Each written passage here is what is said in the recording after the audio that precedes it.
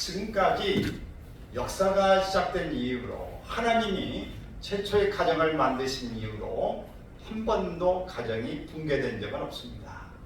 가정이 붕괴되지 않았기 때문에 역사는 흘러왔습니다. 전쟁 통해도 자녀들을 낳고 자녀들은 자랐습니다. 어떤 이 초급 목표로 나무 껍질을 벗겨 먹고 풀을 이 풀뿌리를 먹는 그런 일이 있었다 할지라도 가정의 자녀들은 계속 가정에서 자라났습니다. 대한민국뿐만 아니라 세계 도처에 지금도 많은 사람들은 낳고 죽고 또 낳고 죽고를 반복하고 있습니다. 이게 역사입니다. 이게 하나님의 법칙입니다. 소크라테스는 유명하죠. 이분은 이런 이야기를 했어요. 사람은 먹기 위해서 사는 것이 아니라 살기 위해서 먹으며 또 그저 사는 것이 아니고 올바르게 살기 위해서 생존한다. 여기서 올바르게 산다고 하는 것은 참되게 산다는 것입니다. 그것은 교육을 제대로 받음으로써 가능한 일입니다. 어린아이 때에 부모를 떠나서 버림을 당하고 또 잊어버리는 일을 통해서 들깨에게 자라났던 것, 우리는 기사를 보면서 압니다. 사람처럼 직립보행이보다는 이 기어다니는 게 편하고 그의 언어를 사람의 언어를 배우지 못했기 때문에 그 들깨의 모습처럼 그렇게 소리를 내어지고 문화 속에 들어와서 적응하기가 매우 어려웠음을 보게 됩니다. 사람은 교육을 통해서 올바름을 알고 바르게 살아갈 수 있는 길을 터득하게 되어집니다. 가정교육에서 결손이 생기면 교육에서 바로잡기가 어렵습니다. 학교교육의 학생을 포기하고 나면 사회에서 그를 교정하기는 더욱 어렵습니다. 여러분, 가정에서 교육이 어려워서 망가지고 이 결손된 이 가정이 되어지면은 이때에 학교에서는 골칫거리, 문제아로 발생되게 됩니다. 그리고 그 학생을 하나 가르치고 교정하기는 매우 많은 에너지를 써야 되고 그럼에도 불구하고 바르게 자라나는 것이 매우 어렵습니다. 그래서 많은 그 사람들이 나는 가정에서 정말 잘 배웠다. 어떤 사람은 나는 가정에서 정말 엉망이었어. 매일 맞고 이 술고래, 도박 중독, 또 매일 싸우는 집안에서 자라났다. 이렇게 이야기도 합니다. 그러나 학교의 선생님의 한마디 사랑으로 돌보는 그 얘기에 꽂혀서 내 인생을 바꿨다라고 말하는 사람들도 있습니다. 그런데 가정에서 버림받고 학교에서도 골칫거리로 이 내팽개치고 이러면은 그는 나는 이미 틀렸어. 나는 버림받았어. 나는 사랑받을 수 없는 사람이야 라고 이렇게 스스로가 낙인을 찍어버리고 오늘 내 마음에 각인되어지게 되면 더 이상의 내 삶은 희망이 없습니다. 이런 상태로 사회에 나가게 되면 그는 폭력성이 되어지고 그가 인정받을 수 있는 것을 찾기 위해서 그 이성적으로 생각하는 일반적인 사람과는 전혀 다른 방향으로 가게 되어집니다. 그래서 중독으로 가거나 폭력으로 가거나 아니면 시위에 앞장서게 되어지거나 아니면은 이 보편적인 사람이 아닌 나를 사랑해 줄 수 있는 그저 엄마를 그리워하는 마음에 가고 아빠를 그리워하는 마음에 가는 엉뚱한 잘못된 선택을 하게 되는 일이 생깁니다. 이렇게 가정은 매우 중요합니다. 자녀 교육이 이 가정에서 생겨나기 때문에 그렇습니다. 예수님은 어린이에 대한 특별한 관심을 갖고 계심을 오늘 본문에서 소개하고 있습니다. 예수님은 어린이를 사랑했고 어린이의 자유와 권리를 되찾기 위해서 힘쓰셨습니다. 어린이를 품에 안으시고 축복하며 그에게 기도해 주었습니다. 예수님은 복음서에서 기 있을 때마다 어린이에 대해서 말씀하셨습니다. 예수님은 천국 시민의 자격을 어린이에 두었고 천국에서 가장 큰 자의 기준도 어린이에게 두었습니다. 세상에 가장 큰 자, 천국에 들어가려면 어린아이와 같지 않으면 결코 들어갈 수 없다라고 이야기를 했습니다. 어린이를 영접하는 자는 곧 나를 영접하는 자다. 이렇게 예수님과 어린이를 동일시하기도 했습니다. 예수님의 이 같은 어린이에 대한 이해는 참 놀라운 것이었습니다. 그 당시에 아이들을 버리는 것을 법적으로 문제가 없이 봤습니다. 아이들을 버려도 괜찮다라고 하는 것이 그 당시에 법적인 그런 태도였습니다. 어린이는 숫자에 계산이 들어가지도 않았습니다. 물론 여자도 그 당시에는 계산에 넣지 않았습니다. 그러나 어린이는 훨씬 더 뒤처지는 그런 모습인 것이죠. 이런 상황에서 예수님의 발상은 매우 혁명적인 그런 발상, 아동관이었습니다. 예수님은 누구든지 나를 믿는 자는 이 작은 소자 중 하나를 실족하게 하면 차라리 연장 맷돌이 그 목에 달려서 바다에 빠뜨리는 것이 나으니라. 연장 맷돌 얼마나 무겁습니까? 도로 된 거 아닙니까? 그것을 목에다가 이렇게 돌을 끈을 묶어가지고 목에다 매면 어떻게 했어요? 무게 때문에 바다에 동동 빠져서 위로 올라올 수 없습니다. 그것은 수장되는 것입니다. 그만큼 그 사람은 실족해 하는 사람은 살만한 가치가 없다라고 이야기한 것입니다. 예수님은 가정과 사회에서 법과 제도에서 그리고 어른들의 행포에 짓밟힌 어린이의 권위를 찾아주고 모든 사슬에서 어린이를 해방시켜 주신 것입니다.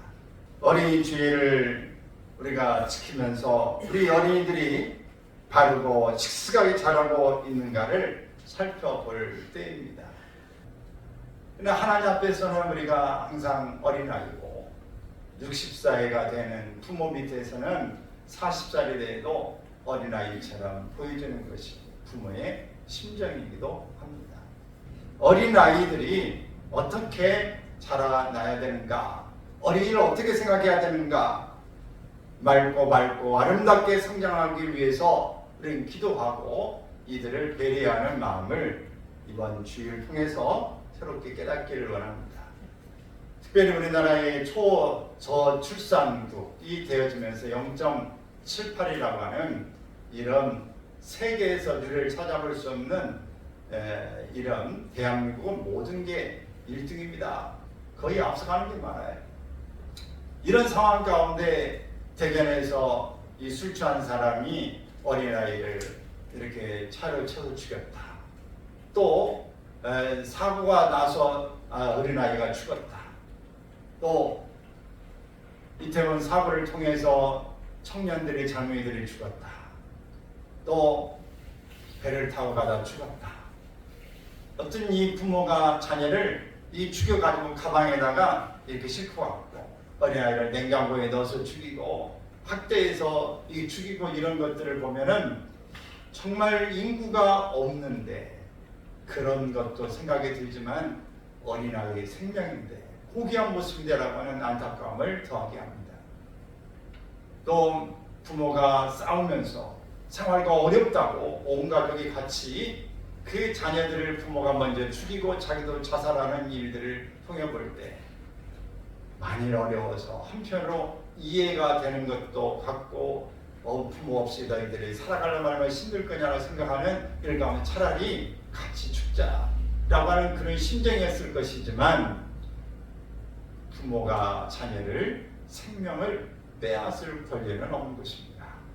그것은 살인인 것입니다. 본인의 목숨을 스스로 포기하는 것도 하나님 앞에 죄악이고 살인죄에 해당되거늘 어린 생명을 자기의 의사 관계없이 죽인다고 하는 것은 할 수 있는 일이 아닙니다. 해서도 안 되는 일입니다. 이런 이야기들이 들 때마다 어린아이의 인권, 생명이 경시되는 것들을 보게 되어집니다.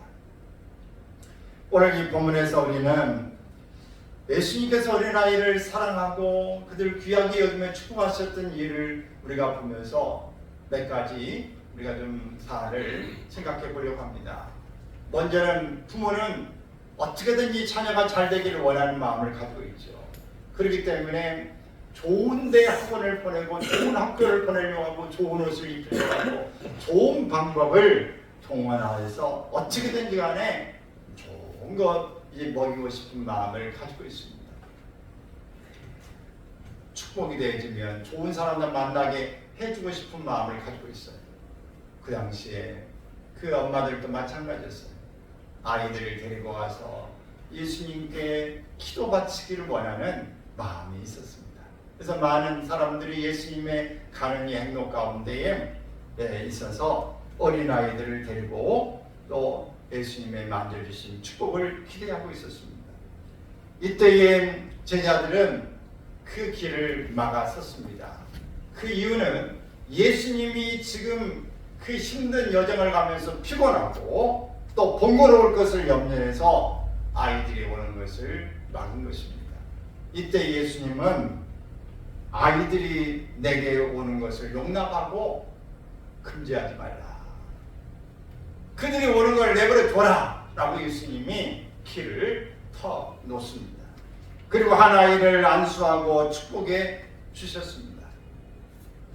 구세군의 창시자 율리안 부스 대장은 이런 이야기를 합니다. 읽습니다. 우리는 마귀보다 먼저 손을 써야 한다. 그가 우리의 자녀들에게 죄를 가르치기 전에 하나님을 가르쳐야 한다. 마귀보다 먼저 손을 써서 죄를 가르치기 전에 먼저 하나님을 가르쳐야 한다. 이리 말한 겁니다. 부시멜이라는 사람도 이렇게 이야기했어요. 시작. 어린이의 품격 형성에 있어서 3살이 되면 부모가 할 수 있는 일의 절반이 끝난다.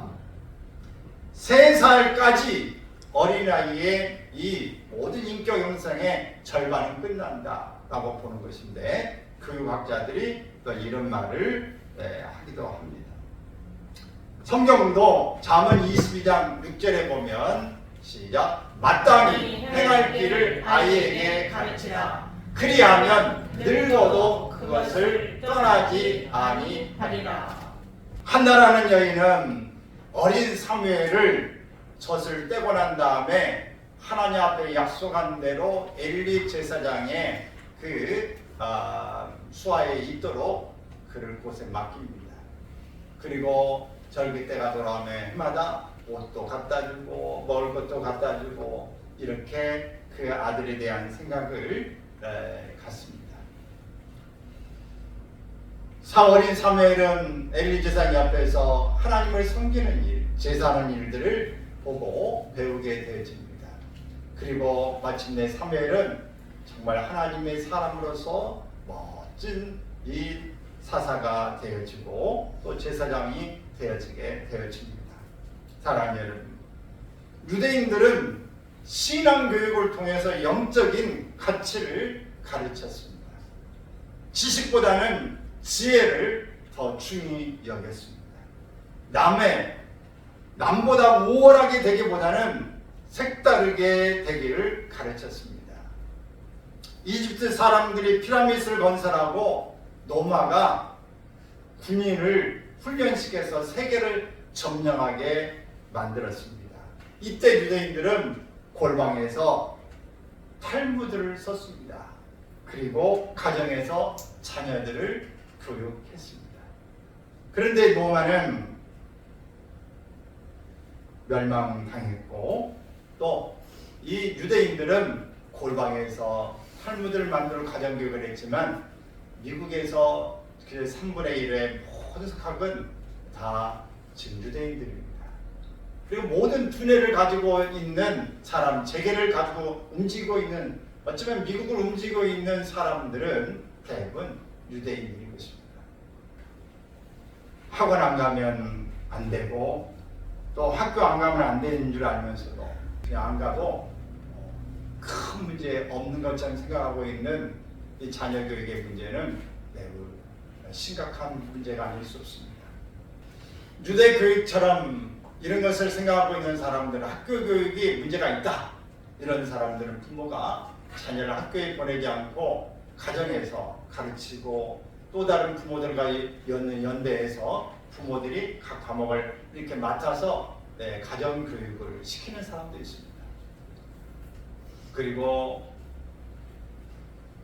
검정고시를 이렇게 보기도 하고 대안학교를 보내는 그런 사람들도 있습니다. 여러분, 여러 기존의 교육이 잘못됐다, 이렇게 송두리째 가는 것은 또 문제가 있습니다.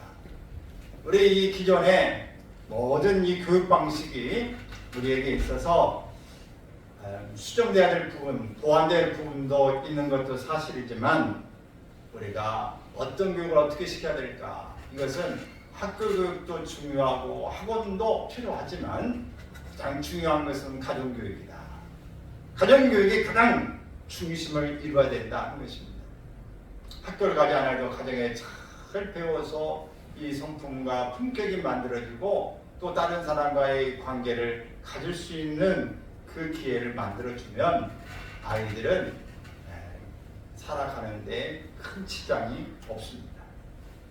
그래서 자녀들을 주님께 인도하여서 축복된 삶을 살아가기를 주의 이름으로 축원합니다. 부모가 이 예수님에게 이 자녀를 데려가서 그에게 기도를 바치고 축복 기도를 받는다고 하는 것은 얼마나 중요한 일인가 하는 것입니다. 그저께가 어린이날이었죠. 어린이날에 그 행사가 비가 온 것 때문에 많은 5개 행사들이 다 중단되는 것 때문에 어린아이들은 매우 기대를 갖다가 실망을 많이 가졌을 것입니다. 대통령은 한 여자아이를 무릎에 앉히고 또 영부인은 또 남자아이를 하나 이렇게 앉히고 전체 사진을 찍는 장면도 있어요. 여러분, 이 아이들에게 초대받았다는 것은 무엇을 이야기할까요? 나는 장애를 가지고 있는 사람, 나는 가난한 사람, 시설에 있는 사람, 이런 아이들도 여기에 초대받고 오늘 나는 대통령 품에, 나는 영부인의 품에, 나는 여기에 초대받았어라고 하는 어린아이들이 이런 기억을 가진 것은 그의 일생 가운데에 멋진 추억이 될 것이고 이런 아이들은 아마 격기로 나가지 않을 것입니다. 물론 변수는 있을 수 있겠지만 왜요? 좋은 기억이 있고 나는 환영받고 초대받았다고 하는 이 사실 때문에 이들은 정말 잊을 수 없는 그 기억 속에서 훌륭한 사람으로 나아갈 수 있는 기반을 갖게 될 것이고 어려운 여건 속에서도 희망을 가지게 될 것입니다. 그래서 교회에서 어린아이를 바로 데려와서 부모가 함께 와서 어린아이를 안고 축복 기도를 받고 교육을 받고 사랑으로 교우들이 함께 박수치고 격려받는 이 일이 바로 어린아이에게는 얼마나 좋은 멋진 기억이 될지 모릅니다. 너는 훌륭하게 될 거야. 할아버지 할머니의 이야기들 속에서 사랑받고 좋은 격려를 받은 사람, 학교에서 선생님의 격려를 받은 이 학생들, 좋은 기억이 좋은 추억이 많은 사람은 결코 빗나가기 어려울 것입니다. 쟤들은 정말 좋겠다. 정말 쟤들은 정말 얼마나 어린이날에 큰 선물을 받은 것인가 라는 생각을 합니다. 부모들도 축하하고 박수를 했을 것이고 주변 선생님도 그렇게 했을 것이고 좋은 옷을 입고 좋은 이 기념에 촬영을 한 것입니다. 여러분, 어린아이들, 우리 청소년이 이미 많은 부분에 성장이 되어졌지만 그래도 남은 부분들을 채울 수 있는 것이죠. 특별히 어린아이들에게는 이런 좋은 기억들을 심어줄 수 있기를 바랍니다. 먼저 오늘 예수님 앞에 데려가는 그런 일이 있길 바랍니다. 그래야 하나님의 말씀을 듣고 하나님이 나를 사랑하신다고 하는 사실입니다. 가정에서 엇나가고 힘들고 한 번도 자신은 가치 있다고 생각해 보지 않았어요. 근데 교회에서 목사님이 이렇게 묻습니다. 너는 누구냐? 아무 대답이 멀 때 왜 대답을 못해? 너는 하나님께 정말 사랑받는 아들이야 라고 하는 이 말을 들었습니다. 그러고 난 다음에 그의 인생은 달라졌습니다. 나는 누군지도 모르고 부모의 말하기도 부끄럽고 그 기억 속에는 좋은 기억이 하나도 없고 힘을 얻을 만한 게 없는데 너는 사랑받는 하나님의 아들이야 라고 하는 이 말을 듣고 난 다음에 그는 어디서부터 오는지 힘이 생겨나고 그래 새로운 세상을 열어갔다고 하는 것입니다. 여러분, 오늘 우리는 어린아이들을 하나님 앞으로, 오늘 예수님 앞으로 인도해서 배울 수 있는 기회를 자신이 누구인지를 확인시켜 줄 수 있기를 바랍니다. 예수님은 본문에서 볼 때에 어린이를 통해서 천국 시민의 자격을 우리가 배워야 함을 말하고 있습니다. 14절 말씀 읽습니다. 어린아이들이 내게 오는 것을 용납하고 금하지 말라. 하나님의 나라가 이런 자의 것입니다. 천국에 들어가려면 어린아이와 같이 되어야 한다고 하는 것입니다. 어린이는 천국의 주인공이고 미래 역사의 주인입니다. 이제 예수님의 말씀 속에서 어린이를 통해 주시는 교훈이 뭔가? 먼저는 어린아이는 겸손합니다. 마태복음 18장 4절의 말씀을 보면은 있습니다. 그러므로 누구든지 이 어린아이와 같이 자기를 낮추는 사람이 천국에서 큰 자입니다. 어린이의 세계는 지혜 높고 낮음이 없습니다. 부모님들끼리 불편한 관계라도 어린아이들은 잘 어울려 지냅니다. 어린이들에게는 겸손이 있기 때문에 그렇습니다. 하나님은 겸손한 자에게 은혜를 주신다고 말씀하고 있습니다. 또 어린아이는 솔직하고 단순합니다. 어린이는 진솔하며 꾸밈이 없습니다. 그냥 본 것을 그 사람 봤어. 얼굴이 험상궂게 생겼어. 아주 좋게 생겼어. 나에게 이런 말을 해줬어. 손을 잡아줬어. 먹을 것을 줬어. 그 사람 무서워. 정말 좋아. 솔직하고 단순합니다. 어른들은 모르면서도 아는 척하고 없으면서도 있는 척하고 우리는 모든 걸 두 얼굴을 하면서 그런 척하는 일이 많습니다. 가면을 쓰거나 유선된 행동을 어린아이는 하지 않는 반면에 어른들은 많은 것들을 이중 플레이를 하는 것들이 너무 많습니다. 어린이는 또 쉽게 믿고 신뢰하는 것입니다. 어린이에게는 믿음이 있어요.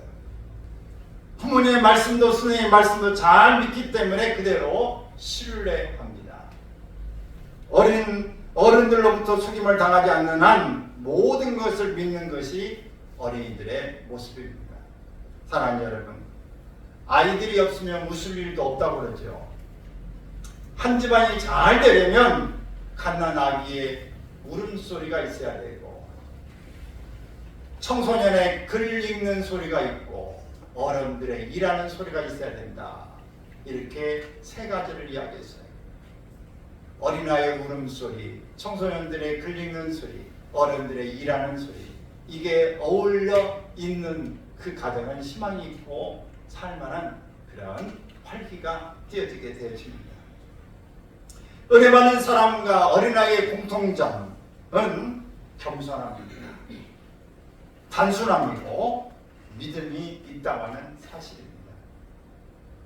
어린이를 통해서 천국 시민의 자격을 배우는 기회가 되기를 바랍니다.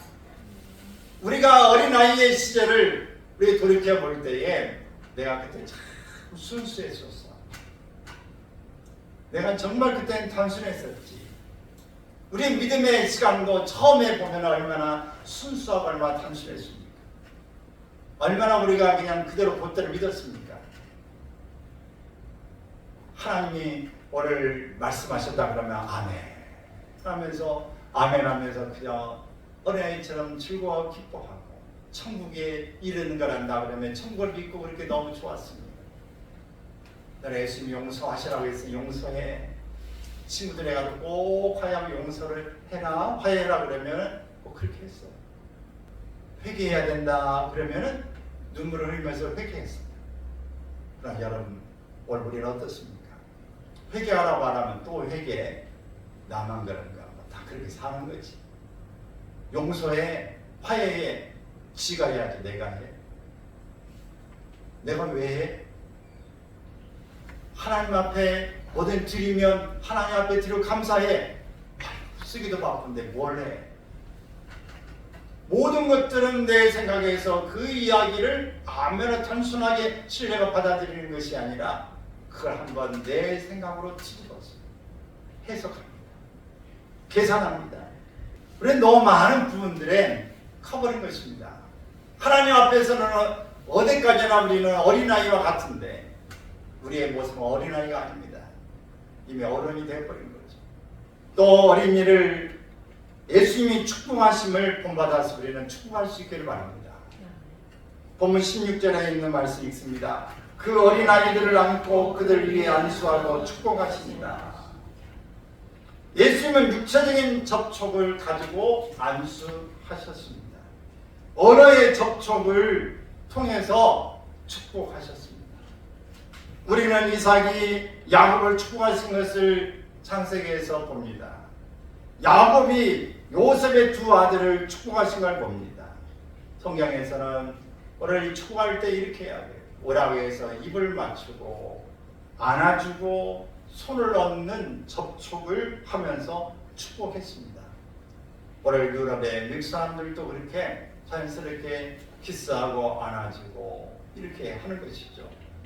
그들은 허깅이라고 이런 표현을 하기도 합니다. 근데 왜 우리는 그런 문화가 동양에서는 안 돼서 악수하는 정도 이렇게 하고 그냥 끝이는 일이 많습니다. 그러나 정말 접촉하는 일을 통해서 축복하는 일들이 많이 있었던 겁니다. 입을 열어 말로 축복하는 것 중요합니다. 상대의 가치를 인정하면서 축복하는 것입니다. 시인인 롱펠로우는 이런 이야기를 했습니다. 시작. 찢어진 옷은 곧 수선할 수 있을지라도 폭언으로 상처받은 어린 가슴은 쉽게 치료되지 않는다. 어린 자녀들을 사랑으로 축복해야 합니다. 어린이에게 관심과 배려를 가져야 합니다. 하나님의 창조 목적대로 쓰임받도록 도와주어야 합니다. 획일적으로 만드는 게 아니라 그의 독특한 개성을 인정해 주는 것이 중요한 것입니다. 자녀들을 비교하지 말고 가능성을 칭찬해야 합니다. 왜 이렇게 못하냐고 하는 게 아니라 그의 가능성을 보면서 칭찬하는 것이 중요하다. 에베소서 6장 4절에서 이렇게 이야기합니다. 아비들아 너희 자녀를 노엽게 하지 말고 오직 주의 교훈과 훈계로 양육하라. 시편 기자는 127편 30절에서 이렇게 이야기합니다. 시작. 보라 자식들은 여호와의 기업이요 태의 열매는 그의 상급이로다 라고 노래하고 있습니다. 여러분 우리는 많은 부분들에 이 교육을 하면서 가정에서도 그렇고 학교에서도 그렇고 우리가 이 교육할 때 너무 획일적인 것에 빠지지 않아야 합니다. 저 사람이 저렇게 옷을 입으면 유형에 맞춰갈 줄 알아야 된다고 하는 것은 그건 좋은 교육은 아닙니다. 넓은 바지를 입을 수 있고 좁은 바지를 입을 수 있고 짧은 바지를 입을 수 있고 긴 바지를 입을 수 있어요. 다만 다른 사람의 이맛살을 찌푸리거나 혐오감을 갖는 일, 다른 사람을 힘들게 하는 그런 일이 되는 것은 상가야 하는 것이지만 개성을 가지고 나아가는 것은 우리가 인정해줘야 합니다. 독특한 특성을 갖고 있는 것이에요. 어떤 사람은 성격이 밝은 사람도 있죠. 어떤 사람은 조용한 사람도 있어요. 어떤 사람은 주기를 좋아하는 사람도 있지만 어떤 사람은 받는 것으로 오히려 더 기쁨을 알고 그것을 에너지로 활용하는 사람도 있어요. 어떤 사람은 표현하기를 뜸을 들이다가 하는 사람도 있고 어떤 사람은 곧바로 표현하는 사람도 있습니다. 그 사람의 가진 다양성을, 개성을 존중할 필요가 있습니다. 어떤 것은 기다려줘야 합니다. 어떤 사람은 그 사람의 특성을 인정해줘야 합니다. 어린아이들이 그렇습니다. 너는 왜 네 아빠 닮아가지고 네 엄마 닮아서 어찌라고. 그 아이가 닮은 것은 우리 두 부모를 통해서 닮아 나온 것이 그렇게 행동하는데 어떻게 그것을 쉽게 바꿀 수 있습니까? 타고난 특성을 바꾸는 것은 어렵습니다. 그것을 나무라고 하는 것이 아니라 그 속에 가진 것들을 어떻게 개발해서 어떻게 다양하게 유용하게 쓸 수 있는가를 키워주는 것, 발견하는 것이 더 중요한 것입니다. 여러분 세상에 잘못된 어린이는 없다. 오직 잘못된 부모와 가정이 있을 뿐이라고 이야기합니다. 우리는 자녀들에게 부모님의 사랑과 축복을 행동으로 보여주어야 합니다. 여러분이 사랑하는 딸과 아들의 거울이다. 따라서 합시다. 나는 자녀들의 거울이다. 아이는 아무것도 그리지 않은 하얀 도화지와 같다. 그래서 그 그림을 바로 누가 그려가야 되느냐? 우리 부모가 그려가는 것입니다. 부모가 하나하나를 보여주는 그것을 통해서 자녀들은 그 도화지 위에 그림을 그려가고 있는 것입니다. 우리 여러분이 하는 말 한마디와 행동 하나가 자녀에게 그대로 옮겨진다고 하는 것입니다. 뒷짐을 찌고 가는 모습을 보면 어린아이도 아버지가 똑같이 뒷짐을 찌고 가고, 어떤 표현을 하면 그대로 표현하고, 말을 가지고 있으면 그대로 그 표현을 사용하고 있습니다. 사랑하는 여러분, 오늘 여러분에게는 어떤 특성이 남아있나요? 여러분은 어떤 기억이 부모로부터 여전히 남아있습니까? 여러분은 부모와 어떤 면이 닮았습니까? 우리는 자라면서 그러잖아요. 나는 늙어갈수록 엄마를 닮아. 나는 늙어갈수록 내 아버지의 모습을 꼭 닮아가는 것 같아. 이런 이야기를 합니다. 안 닮으려고 했는데, 안 하고 싶었는데 지나고 보니까 똑같아지더라는 거고, 똑같은 말을 하고 있고 똑같은 그런 삶을 살고 있는 것을 보게 된다고 하는 것입니다. 여러분, 나도 그렇게 살아왔기 때문에, 그렇게 배워왔기 때문에 그렇게밖에 할 수 없었다고 말하지만, 오늘 이후로 우리는 조금 더 신경을 써야 합니다. 내가 하는 말이 바로 거울이다. 내가 하는 행동이 바로 미래에 바로 이 앞에 있는 사람이 보고 배워갈 거다. 목사님, 제가 교회에서 날마다 설교하고 어떤 하는 모습 스타일이 바로 여러분도 기도할 때 그 기도 스타일이 됩니다. 뭘 어떻게 하느냐에 따라서 그렇게 해나가요. 제가 전도를 잘 못하니까 여러분 전도 잘하는 분은 없으시잖아요. 밖에서 자연스럽게 이야기하지만 강권적으로 꼭 가야 합니다. 안 오면 안 됩니다. 죽습니다. 이렇게 강제하고 이런 걸 잘 못합니다. 사는 사람이 상처 입을까 싶어서 어떻게 생각할까라는 그런 마음. 오늘 어쩌면 내가 상처받고 싶지 않은 마음이 커서 그런지도 모릅니다.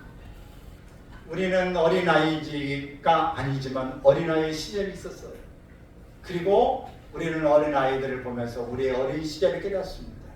제가 이렇게 말할 때 여러분은 지금 어느 속에 어디의 장면에 있는지 몰라요. 어린 이야기라고 시절 말할 때 어느 장소로 여러분 지금 가 있을 거예요. 머릿속에는 장소가 보일 것입니다. 어린아이의 시절의 어떤 기억이 지금 떠오를 것이고 그 모습이 보여질 겁니다. 사라진 게 아니에요. 여러분이 받고 여러분 속에 들어와 있는 것입니다. 그것이 여러분 어느 순간에 어느 모습으로 나타나고 있는 거예요. 그것이 철이 들고 어른이기 때문에 포장은 좀 했지만 그 포장지 속에 여러분 어린아이의 모습 보고 들은 것이 그대로 재현되고 있는 것입니다. 그럼 여러분, 우리는 정말 좋은 것들을 주어야 합니다. 예수님께 데려가야 합니다. 그리고 그들에게 좋은 축복을 해줘야 합니다. 안고 보여주는 일이 필요한 것입니다. 할머니는 할머니의 모습으로, 부모는 부모의 모습으로 오늘 이렇게 어린아이에게 영향을 끼칠 수 있기를 주의 이름으로 축원합니다.